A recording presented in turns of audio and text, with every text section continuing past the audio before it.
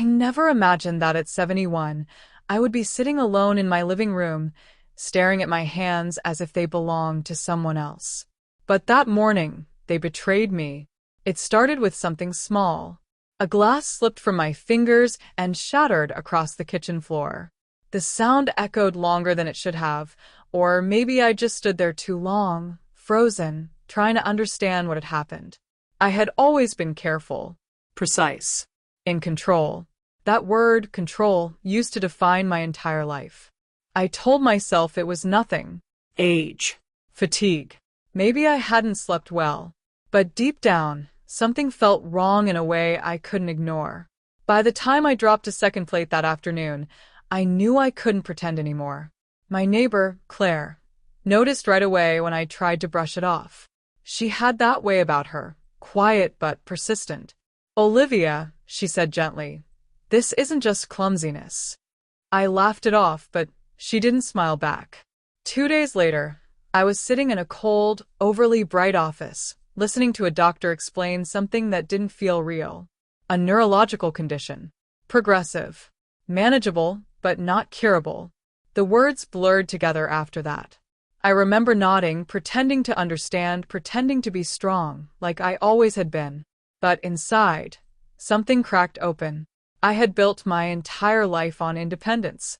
After my husband Daniel passed away decades ago, I raised my son, Ethan, alone. I worked, saved, sacrificed. I didn't rely on anyone. And now my own body was quietly rewriting the rules. When I got home, I didn't go inside right away. I stayed in the car, hands gripping the steering wheel, watching the sunlight fade across the front of my house. I wasn't ready. Ethan and his wife, Marissa, were staying with me that week while their apartment was being renovated. I had been looking forward to it. Family dinners, laughter, company. Now, everything felt different.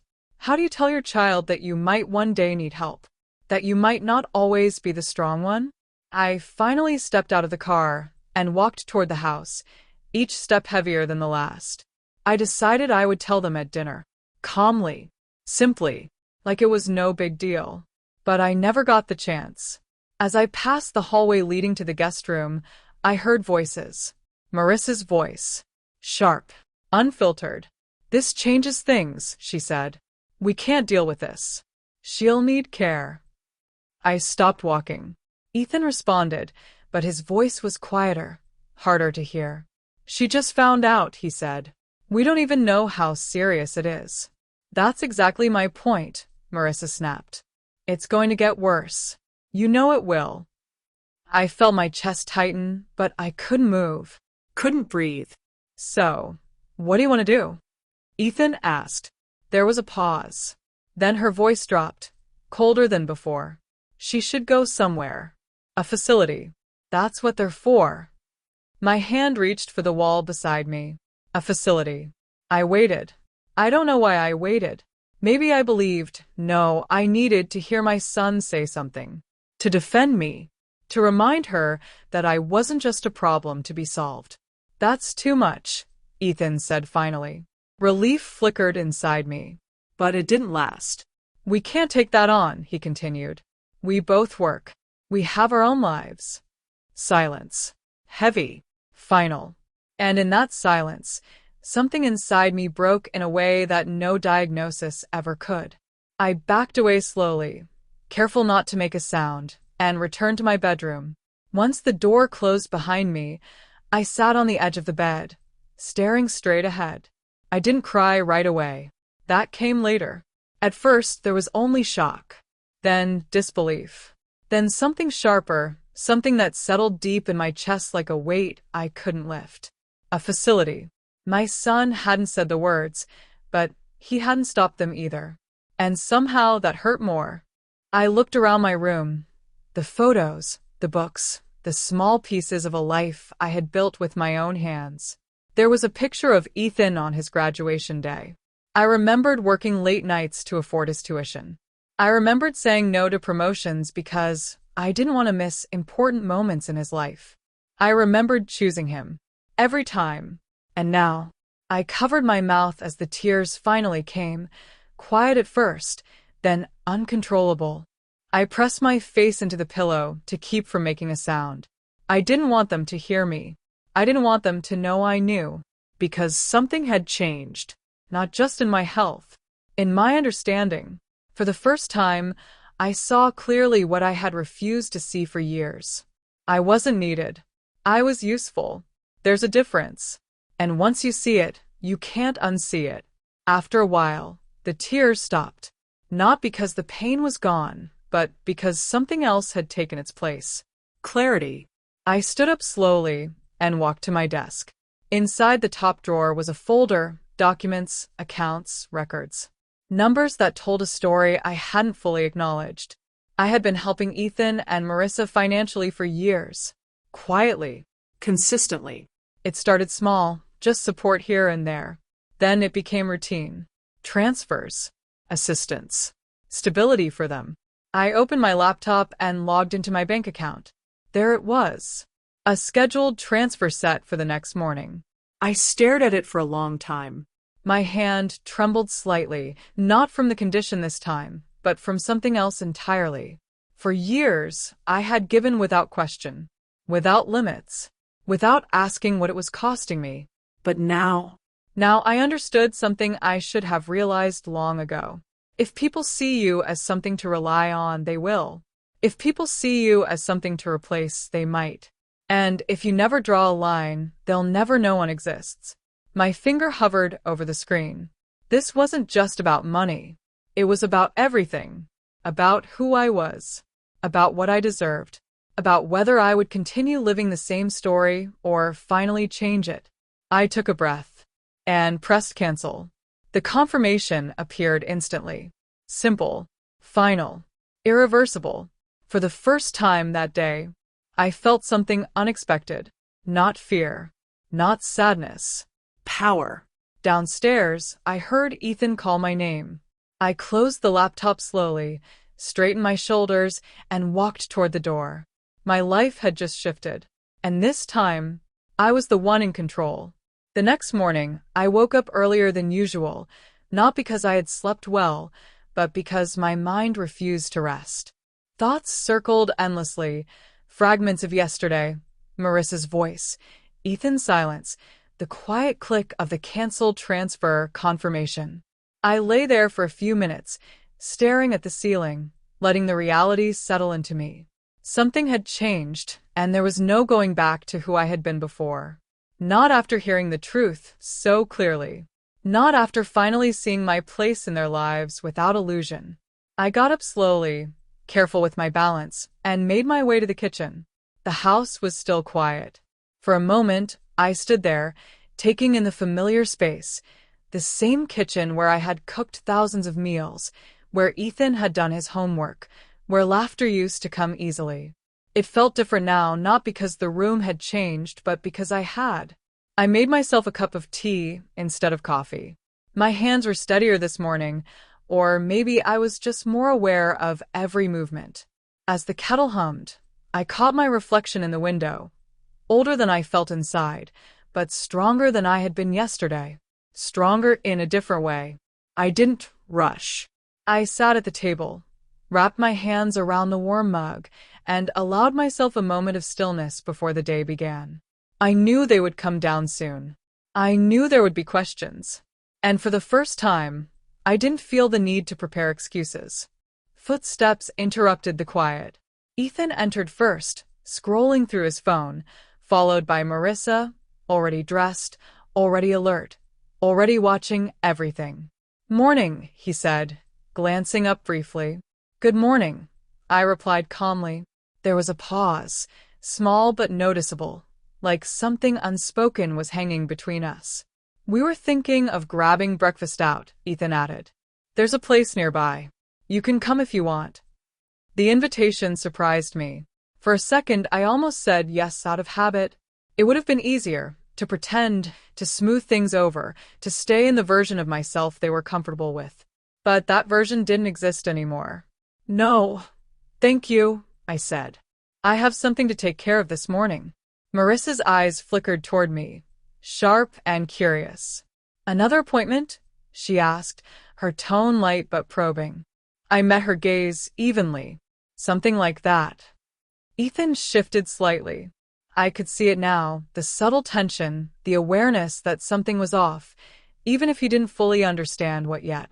After they left, the house felt quieter than before, but not empty. Not lonely. Just mine. I moved with purpose. I dressed carefully, choosing something simple but neat, as if I were preparing not just for a meeting, but for a new version of my life. Because, in a way, I was. My first stop was a small office downtown. A place I hadn't visited in years, but one that had always represented stability. My lawyer. When I stepped inside, the familiar scent of paper and polished wood greeted me. It felt grounding, reassuring, like stepping into a space where decisions mattered. We sat across from each other, and after a brief exchange, I told him everything. Not every emotional detail, but enough. My diagnosis, my concerns, my need to take control of my future. He listened carefully, without interruption, which I appreciated more than I expected. So, he said finally, folding his hands, you want to restructure your financial support and ensure your autonomy moving forward. Yes, I said simply. But it was more than that. I wanted to protect myself. Not from strangers. From the people I had trusted the most. We discussed documents, authorizations, directives, control over my own care. Words that once felt distant now felt urgent and necessary. For the first time, I wasn't planning for others. I was planning for myself. When I left that office, I felt lighter. Not because the situation had improved, but because I had taken a step. A real one. Later that day, I sat in my car outside my house for a moment before going in. I could see Ethan's car still parked in the driveway. My stomach tightened slightly, but I didn't hesitate. Inside, I found him in the living room, pacing. Mom, he said as soon as he saw me, there's something we need to talk about. Of course there was. I set my bag down calmly and walked into the room. I agree, I said. We do. He ran a hand through his hair, frustrated. The bank notified me this morning. The transfer didn't go through. I nodded. I know. He blinked, thrown off by my calmness. Was there a problem? No, I said. I stopped it. The words landed between us, heavy and undeniable. You what? He asked, disbelief creeping into his voice. I canceled it, I repeated. His expression shifted quickly, from confusion to irritation. Why would you do that without telling me? I held his gaze. The same reason you contacted my doctor without telling me. That stopped him. Completely. For a second, he said nothing. Then, I was just trying to understand what's going on with you. No, I said quietly. You were trying to plan around me. He flinched. I heard you. I continued, my voice steady. Yesterday. Everything. The room fell silent. Ethan looked away, his jaw tightening. You're taking that out of context. Then give me the right context, I said. He didn't answer immediately. And that silence told me more than any explanation could have. We were just talking, he said finally. Trying to figure things out. Without me. We didn't want to stress you. I almost smiled at that. Not because it was funny, but because it was so far from the truth. You weren't protecting me, I said. You were protecting yourselves. His frustration grew. That's not fair. We have responsibilities. Jobs. A life. And I don't. I asked softly. He hesitated. That hesitation was everything. I've supported you for years, I continued. Not because I had to, because I wanted to, because I believed that's what family does. And it is, he said quickly. Exactly. So, why are you stopping now? There it was. Not concern. Not regret. Expectation. Because now, I said slowly, I need to take care of myself. He shook his head, as if rejecting the idea. You're overreacting.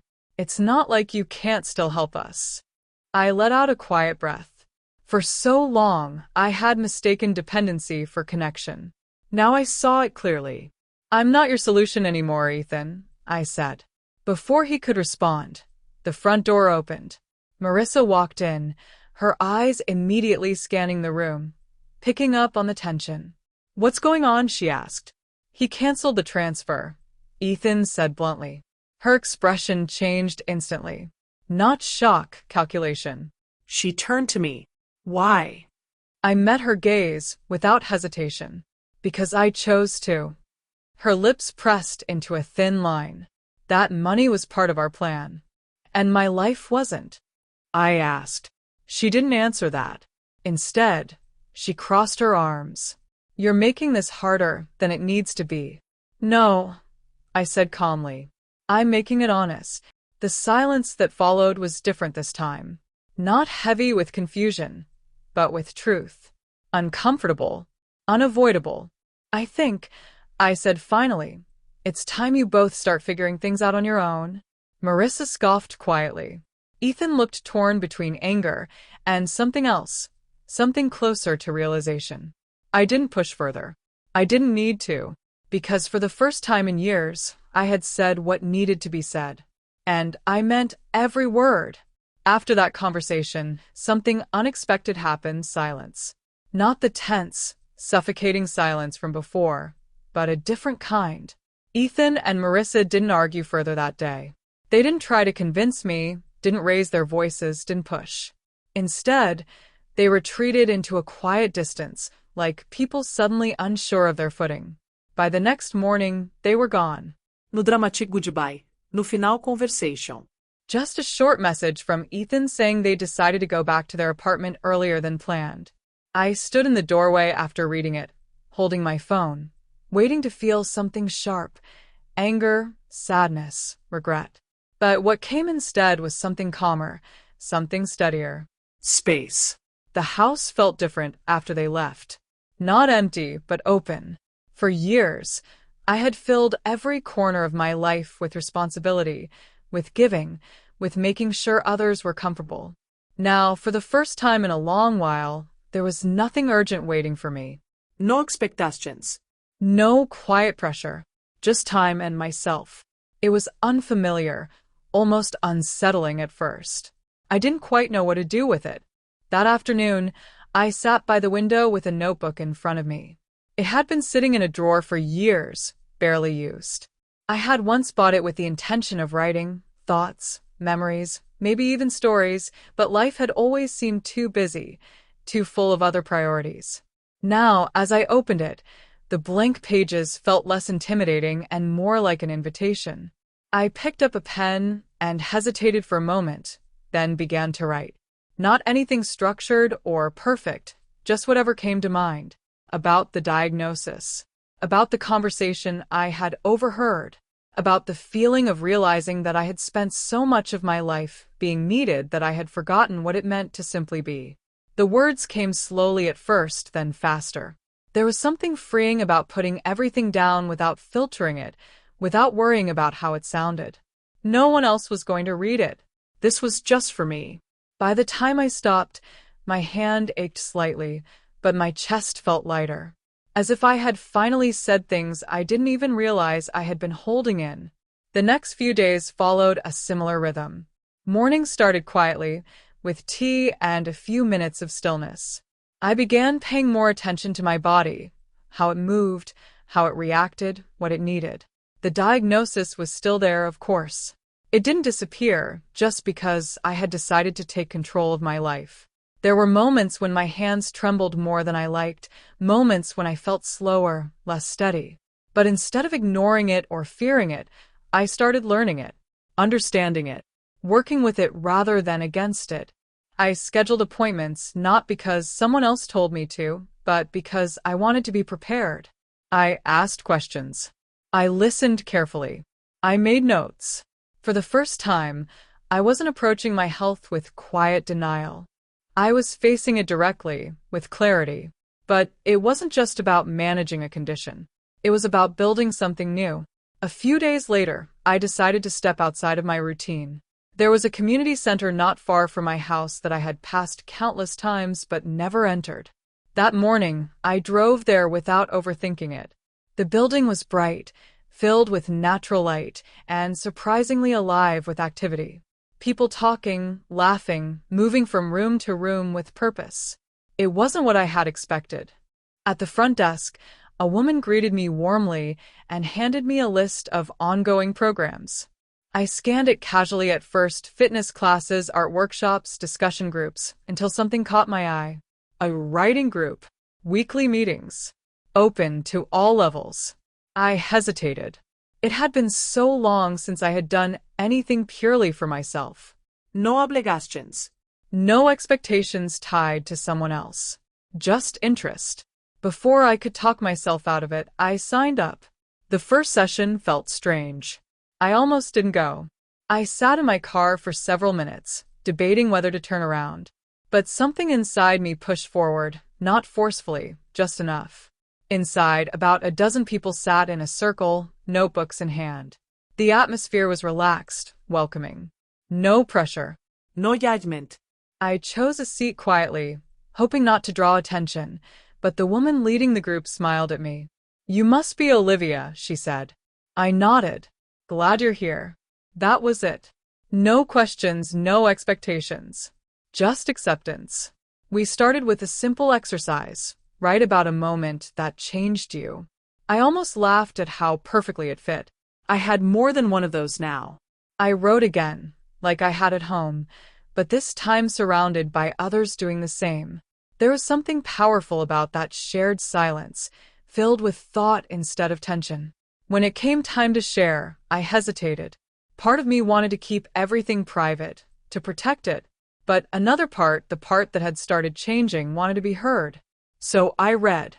My voice was steady, even though my hands weren't perfectly still. I didn't rush. I didn't soften the truth. And when I finished, there was a pause. Then someone nodded. Another person smiled. No pity. No discomfort. Just understanding. After the session, a man about my age introduced himself. We talked briefly, nothing deep, just enough to feel connected. It was simple, but it mattered. I realized then how long it had been since I had interacted with people without a role attached. Not as someone's mother. Not as someone providing help. Just as myself. That evening, I returned home feeling different. Not dramatically changed, but expanded. As if my world, which had slowly narrowed over the years, had started opening again. Days turned into a routine I began to appreciate. Writing in the mornings. Appointments when needed. Occasional visits to the community center. Small conversations that slowly became familiar connections. It wasn't a complete transformation overnight, but it was real. One afternoon, as I was watering the plants near my porch, I felt a brief wave of dizziness. It passed quickly, but it was enough to remind me that I couldn't ignore the physical side of things entirely. "Are you okay?" I looked up to see my neighbor standing nearby, watching me with concern. "I'm fine," I said, though I didn't brush it off as quickly as I might have before. She stepped a little closer. "You don't have to handle everything alone, you know." The words lingered. For most of my life, I had believed that handling everything alone was strength, that needing help was something to avoid. But now, I wasn't so sure. "I know," I said after a moment. And for the first time, I meant it. That night, I sat again with my notebook. But this time, I didn't write about the past. I wrote about possibilities. About what my life could look like if I continued down this path, not defined by fear or obligation, but by choice. I didn't have all the answers yet. I didn't know exactly where this would lead. But I knew one thing with certainty. I wasn't done. Not with living.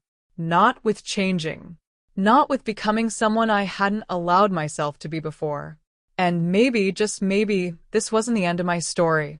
Maybe it was the beginning of a better one. The silence between me and Ethan lasted longer than I expected. Days turned into weeks, and weeks slowly stretched into something that almost felt permanent.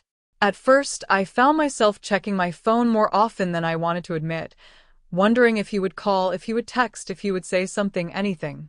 But as time passed, that habit faded. Not because I stopped caring, but because my life was no longer built around waiting. I had begun to create a rhythm that belonged entirely to me. My mornings were no longer rushed or filled with invisible responsibilities. I woke up, sat by the window, and allowed the day to begin slowly. Some mornings I wrote, letting thoughts spill onto paper without overthinking them. Other mornings I simply sat with a cup of tea, observing the quiet, noticing things I had ignored for years, the way light moved across the floor, the sound of distant traffic, the subtle steadiness of my own breathing. My condition was still there, of course. It didn't disappear just because I had found a sense of balance. There were moments when my hands trembled more noticeably, moments when my body felt slower, less cooperative. But those moments no longer defined my entire day. I had learned to adjust, to pause when needed, to continue when I could. It wasn't about control anymore. It was about acceptance and strength in a different form. The writing group became a constant in my week. At first, it had just been something new, something to fill time. But it quickly became more than that. It became a place where I didn't have to explain myself, where I wasn't seen as someone fragile or someone to be managed, but simply as Olivia, a person with a story, a voice, and something worth saying. I started looking forward to it in a way I hadn't anticipated. I even found myself thinking about what I would write before the sessions, noticing memories and moments throughout the week that I wanted to capture. It felt like I was rediscovering a part of myself I had buried under years of responsibility. Outside of that, small connections began forming. Conversations that started casually grew into something more familiar. Faces became recognizable. Names stayed with me. It wasn't a large circle, but it didn't need to be. It was real. And then, just as things began to feel steady, the past returned. It was a quiet afternoon. I had just finished writing and was about to make tea when the doorbell rang. The sound startled me, not because it was loud, but because it was unexpected. I wasn't expecting anyone. For a brief moment, I stood still. Something in me already knew. When I opened the door, there he was. Ethan. He looked different. Not dramatically, but enough for me to notice. There was a tension in his posture, a heaviness in his eyes. He wasn't the confident version of himself I was used to seeing. There was something uncertain about him now. "Hi," he said. Just that. Simple. Careful. I studied his face for a moment, taking in the familiar features, the subtle changes, the unspoken things behind his expression. Iraplia. There was a pause. Not uncomfortable, but cautious. Like we were both aware that this moment mattered more than either of us wanted to admit. "Can I come in?" he asked. I stepped aside without answering verbally. He walked in slowly, as if the house itself felt different to him. Maybe it did. Maybe I did. We sat in the living room, across from each other. Neither of us spoke immediately. The silence felt different this time, not heavy like before, but layered, full of things waiting to be said. "I've been thinking a lot," he started finally, his voice quieter than usual. I didn't interrupt. "About everything," he continued. "About what happened. About what you heard." I nodded slightly, acknowledging it without pushing him. "I didn't handle it right," he said. "I know that." There it was. An admission. Simple, but not easy. "No," I said calmly. "You didn't." He exhaled slowly, as if he had been holding that breath for a while. "I should have said something," he added. "I should have been there for you." I watched him carefully, not just listening to his words, but to the space between them. "Why didn't you?" I asked. The question wasn't sharp. It wasn't accusatory. It was honest. He hesitated. "I don't know," he said at first. Then, after a moment, "Maybe I do." I just didn't want to deal with it. It felt easier to avoid it, to go along with things. "To go along with her," I said. He didn't deny it. "Yes." There was no defensiveness in his voice this time. Just something closer to clarity. We sat in silence for a few seconds. "I heard everything," I said again, not because he didn't know, but because it mattered. "I know," he replied. And you didn't stop it. He closed his eyes briefly. I know. There was something different about this conversation. Before, he would have argued, justified, deflected. Now he stayed with it. That mattered. What do you want from me now, Ethan? I asked. The question shifted something. He looked at me, really looked this time. He paused, searching for the right words. I want a chance to fix things. I didn't respond right away, because this wasn't something that could be fixed with a single conversation.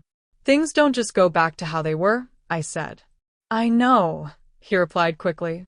I don't expect that. Good, I said, because I don't want that. That landed. He nodded slowly. I've had time to think too, I continued, about what I allowed, about what I ignored, about the way I kept giving without asking what it was doing to me. He listened without interrupting. I'm not that person anymore, I said. I can see that, he admitted. Another silence. But this one felt steady. What happened? I asked after a moment. With you.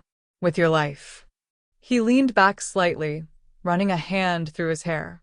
Things fell apart, he said simply. I didn't need more detail to understand. Money?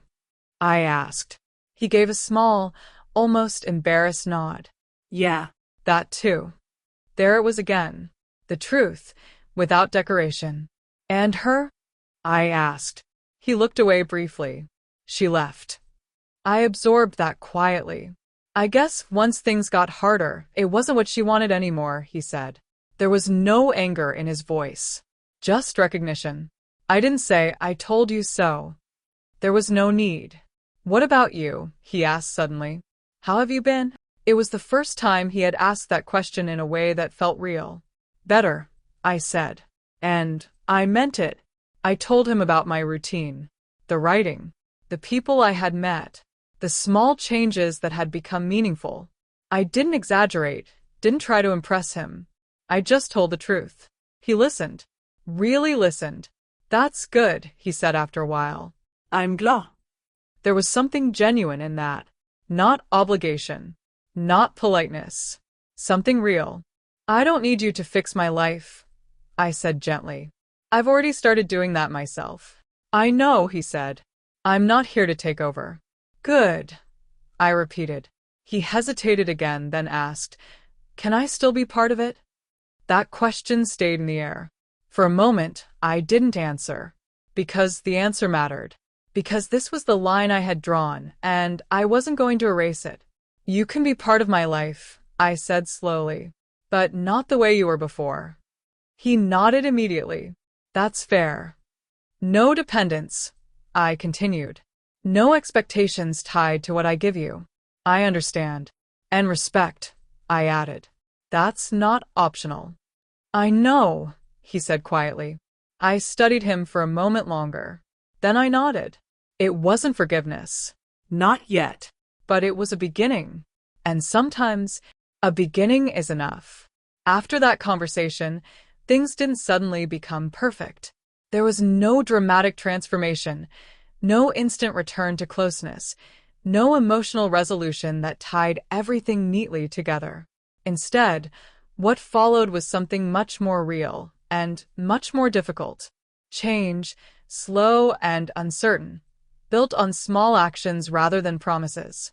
Ethan didn't try to force his way back into my life, and that, more than anything, told me he had understood at least part of what I had said. He didn't call every day. He didn't show up unannounced. He gave space. At first, I wasn't sure how to feel about that. A part of me wondered if distance would slowly turn into absence again, if this quiet effort would fade like so many things had before. But another part of me, the part that had grown stronger over the past weeks, recognized something different. He wasn't avoiding me. He was respecting the boundary. The first time he came back after our talk, he didn't come empty-handed, but it wasn't what I expected. No grand gestures, no attempts to impress or fix things. Just groceries. Simple, practical things. He placed the bags on the kitchen counter without making a big deal out of it. I wasn't sure what you needed, he said. So, I just got a few basics. I looked at the bags. then at him. Thank you, I said. That was it. No emotional weight attached to it. No unspoken expectation that this would somehow erase the past. Just a small, normal act. And strangely, that meant more than anything else he could have done. We started seeing each other once a week. Not because we had agreed on it formally, but because it felt like the right balance. Enough to rebuild something, but not enough to fall back into old patterns. Sometimes he would come over, and we would cook together. Other times we would sit in the living room and talk, or even just exist in the same space without feeling the need to fill every moment with conversation. It was different now. Before, I had always carried the responsibility for our relationship. I was the one who reached out, who made plans, who maintained the connection. Now, that weight wasn't mine alone. And for the first time, I allowed myself to notice that. One evening, as we were preparing dinner, I watched him quietly. The way he moved around the kitchen, the way he paused before asking if I needed help instead of assuming, the way he didn't rush to take over when my hands slowed slightly. It wasn't dramatic, but it was intentional. You've changed, I said. He glanced at me, then gave a small, almost uncertain smile. I'm trying to. There was no defensiveness in his voice. No need to prove anything. Just honesty. That matters, I replied. We continued cooking in silence for a few minutes, but it wasn't uncomfortable. It felt balanced. Later that night, after dinner, we sat at the table longer than usual. The conversation shifted gradually, moving away from everyday things into something deeper. I didn't realize how much I depended on you, he said at one point. Not just financially. In general. I didn't respond immediately. I let him continue. I thought that was normal, he added. That you were just always there. Always handling things. I said quietly. He nodded, his expression thoughtful. Yeah, you were. There was a pause. But that doesn't mean I should have let it stay that way, he continued. That was new. That level of awareness hadn't been there before. I helped create that dynamic, I said after a moment. I made it easy for you to rely on me without thinking about what it was costing me. He looked at me surprised. You don't have to take responsibility for that. I'm not taking all of it, I said. But I'm not ignoring my part either. That was something I had learned recently, that growth wasn't just about pointing out what others did wrong. It was also about recognizing what you allowed, what you overlooked, what you accepted without question. I don't want things to go back to how they were, he said. Neither do I. And I don't want you to feel like you have to give me anything, he added. I studied his face carefully. There was no hesitation. No hidden expectation. That's good, I said. Because I won't. He nodded, accepting it without argument. That moment, simple as it was, felt like a turning point. Not because everything was resolved, but because something fundamental had shifted. The relationship was no longer built on obligation or dependency. It was being rebuilt, slowly, on something stronger. Outside of my relationship with Ethan, my life continued to expand in ways I hadn't expected. The writing group had become more than just a weekly activity. It had become something I genuinely cared about. I started spending more time on my writing not just during sessions but at home as well. What had started as scattered thoughts turned into more structured pieces. Stories, reflections, moments captured with clarity. One day, after a session, the instructor approached me. "You've found your voice," she said. I wasn't sure how to respond to that at first. "I think I'm just finally listening to it," I replied. She smiled. "That's the same thing." Those words stayed with me. For so long, I had silenced parts of myself without even realizing it. Not intentionally, but gradually.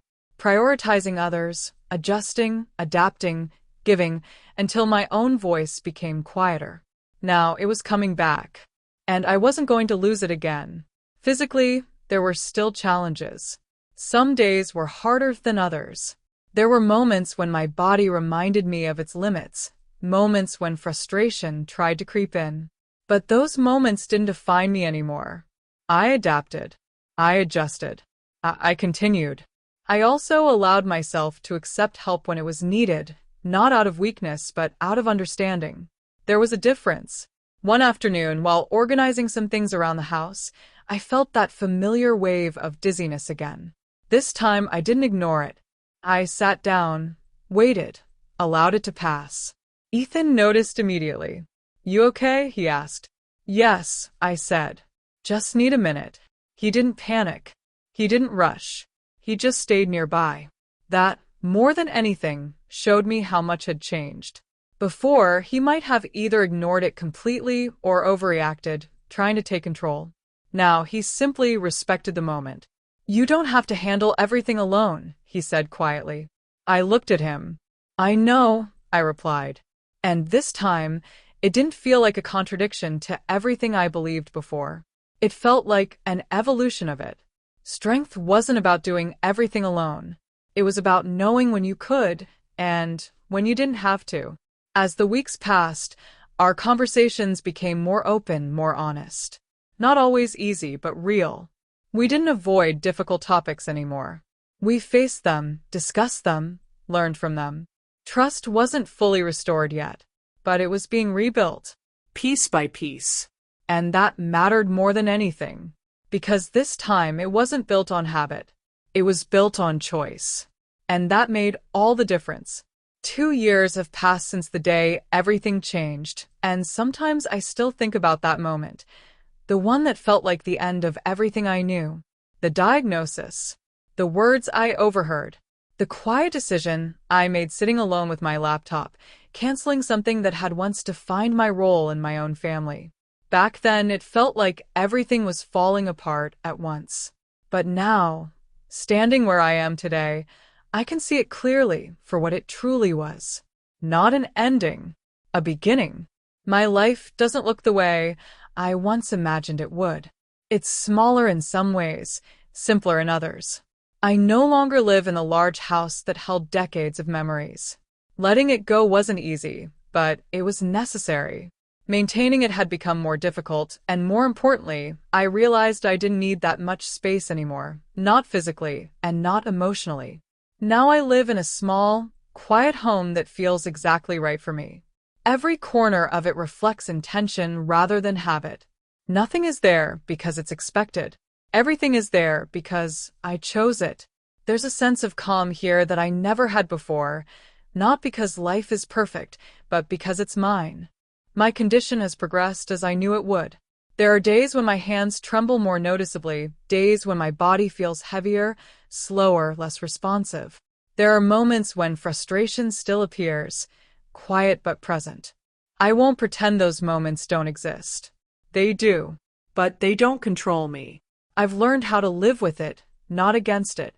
I've learned to listen to my body instead of ignoring it. I've learned to adjust without feeling like I'm losing something. Because I'm not. I'm adapting.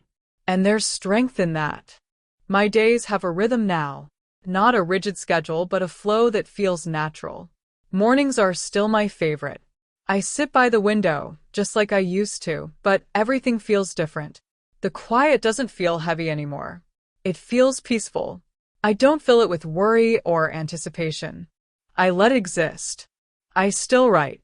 That hasn't changed. In fact, it's grown into something I never expected. What started as a way to process my thoughts has become something much more meaningful. I now lead a small writing group at the community center.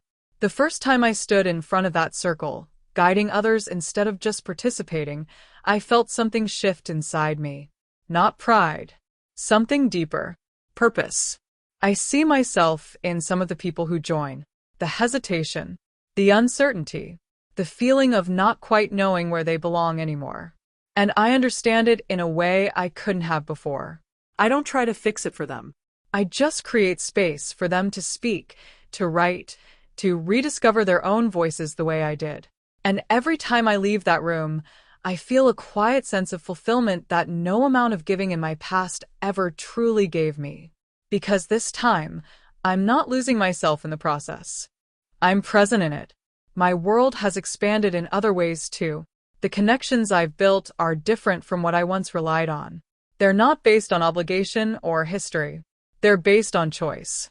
Conversations that happen because people want to be there, not because they feel they have to. It's lighter, more honest, and in many ways, more real than anything I had before.